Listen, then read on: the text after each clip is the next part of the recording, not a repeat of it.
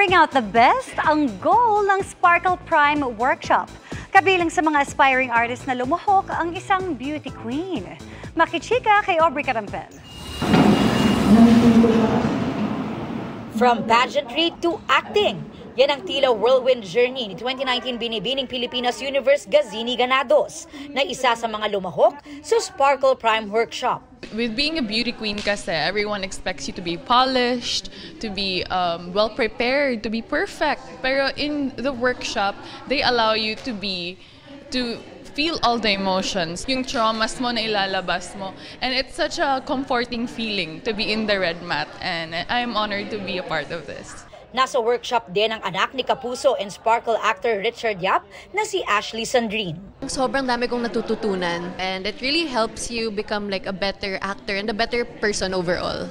Gayon din si Sparkle teen actor Aidan Veneracion. Matapos kasi ang kanyang pagganap bilang Archie sa Kapuso murder mystery drama na Royal Blood, pinaghahandaan naman niya ang biggest family drama of 2024 na Pulang Araw. Iba yung strength at stamina kasi historical drama. So mas madaming obligation, mas madaming nangyayari. So ayun, kailangan ko talaga magbabad dun sa research about sa World War II, which is the Japanese invasion.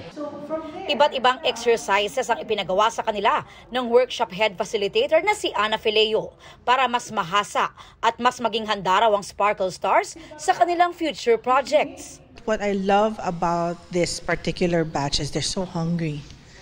They have immediately, meron na kaagad silang respeto na ibang mundo itong papasukin nila, ibang mundo ang craft ng acting, pero mataas ang respeto nila sa pinapasok nila. Magkakaroon din ng Sparkle Prime Workshop sa iba't ibang lugar sa Pilipinas, kabilang sa Cebu, Davao at sa Baguio City sa April 28 sa William Cameron Forbes Ballroom ng Baguio Country Club.